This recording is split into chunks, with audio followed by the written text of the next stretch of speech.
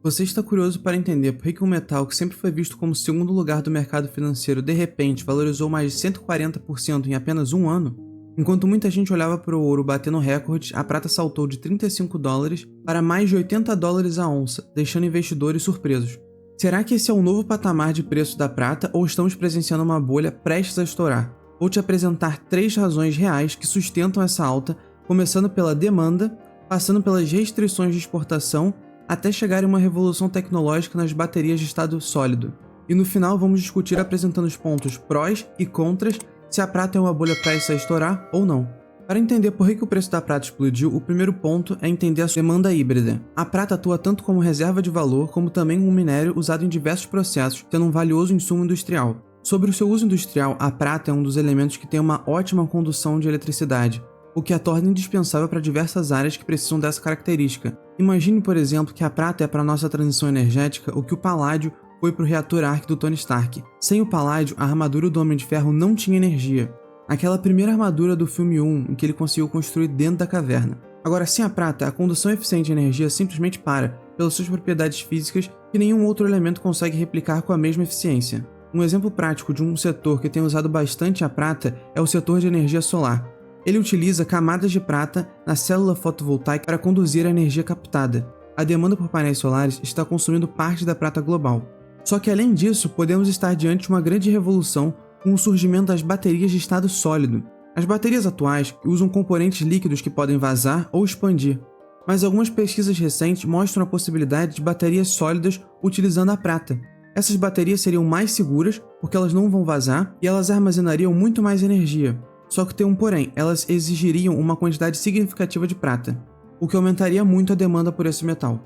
A segunda forma de demanda pela prata tem sido a reserva de valor. Historicamente, metais preciosos como o ouro e a prata são as formas mais antigas de moeda e o meio das pessoas guardarem valor. Para ilustrar essa capacidade de reserva de valor da prata, imagine que você fosse um viajante do tempo e voltasse centenas de anos para o passado. O dinheiro de papel que você tem na carteira não passaria de papel sujo de tinta, mas a prata ela seria aceita imediatamente como pagamento em qualquer civilização, como na própria Roma Antiga. É bem provável que você consiga comprar algo ou até mesmo converter os seus reais ou dólares lá. Hoje, essa busca pela prata e outros metais como reserva de valor voltou com força. Países e investidores estão fugindo das moedas fiduciárias, como o real e o dólar, e perdem o poder de compra devido à inflação e à impressão desenfreada de dinheiro pelos bancos centrais. Diferentemente do dinheiro que os governos podem criar bilhões com um clique, a prata tem uma escassez física real. Você não consegue simplesmente imprimir mais prata como é feito com o dinheiro. Um dos exemplos de países que tem sido um dos maiores compradores de prata é a Índia. Para o investidor indiano, a prata não é apenas um componente eletrônico, é uma das principais formas de reserva de valor. Eles estão trocando moeda fiduciária pela prata e outros ativos que mantêm o poder de compra por gerações. Agora, depois da gente ter falado sobre a parte da demanda, vamos olhar o outro lado da balança, falando sobre o primeiro impacto sobre a oferta, que são as restrições nas exportações. Pensando em um cenário econômico normal, quando a demanda sobe, a produção deveria acompanhar para equilibrar os preços, certo? Mas no mercado de commodities, as coisas não são tão simples, especialmente quando entram questões políticas, como no caso de restrições nas exportações. Um dos fatores que influenciaram essa subida recente foi o aumento nas restrições de exportação pela China. Por mais que essas restrições de exportação sozinha não causem um colapso, elas criam uma dificultação na oferta mundial de prata. É uma das leis básicas de oferta e demanda agindo na sua forma mais pura.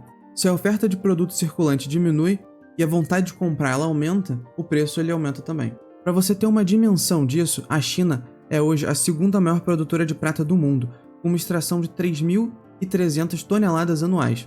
Quando o segundo maior produtor decide restringir as exportações, o mercado global vai sentir a falta dessa oferta.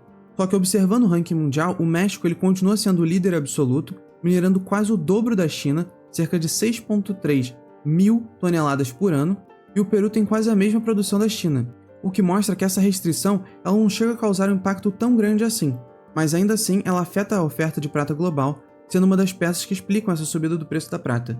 Mas nessa história da prata, qual que é a situação do Brasil com relação à oferta? Por mais que o Brasil ele tenha relevância em outros minérios, ele acaba aparecendo na 21ª posição na produção de prata, com uma produção modesta de 80 toneladas por ano. Então, como a produção brasileira ela é pequena perto dos gigantes das primeiras posições, a gente depende totalmente desse fluxo internacional. Quando a China ela trava a saída do metal para priorizar a sua própria indústria de painéis solares e baterias, por exemplo, o resto do mundo ele precisa brigar pelo que sobra, empurrando a onça de prata para esses preços recordes que a gente está vendo nos gráficos. A prata ela é um subproduto e isso é um grande problema para a oferta de prata. Mais uma vez você pode pensar, se a prata está cara, é só abrir mais minas de prata. Só que tem um problema, no mundo real a mineração não funciona de forma tão simples assim. Cerca de 70 a 80% da prata produzida no mundo é um subproduto. Isso significa que ela é encontrada por acidente enquanto mineradoras buscam por outros minérios, como chumbo, zinco, cobre e ouro, por exemplo. Assim, mesmo que o preço da prata tenha subido, como o preço dos outros minérios continua relativamente igual, a mineradora não vai aumentar a operação. Não faz sentido financeiramente ela cavar mais fundo apenas pela prata, se o produto principal dela não está valendo a pena. Isso acaba criando uma forte rigidez na oferta. Enquanto a maior parte vem desses projetos onde a prata é um subproduto, vale reforçar que as minas primárias de prata são apenas a minoria. Um estudo da Universidade de Nova Gales do Sul previu que o setor de energia solar ele pode esgotar até 98% das reservas globais de prata até 2050. Estamos falando de uma escassez estrutural que não se resolve apenas querendo minerar mais, em um cenário que há demanda, mas não existem meios de ofertar mais prata de forma simples. Depois de a gente falar dos pontos que influenciaram a alta da prata, chegamos à pergunta de $1 milhão. Será que a prata é uma bolha prestes a estourar? Para responder isso, precisamos olhar o cenário completo. De um lado a gente tem os fundamentos, como a demanda tecnológica e de reserva de valor crescente, a oferta que foi afetada pelas restrições da China, e como a gente viu, não é simples você fabricar mais prata, já que ela é um subproduto de outras minerações.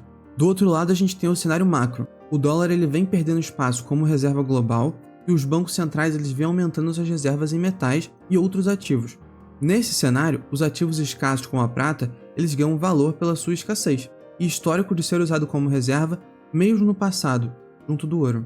Só que tem que ter muito cuidado, porque mesmo com fundamentos bons, uma alta de 140% em um ano sempre acende um alerta.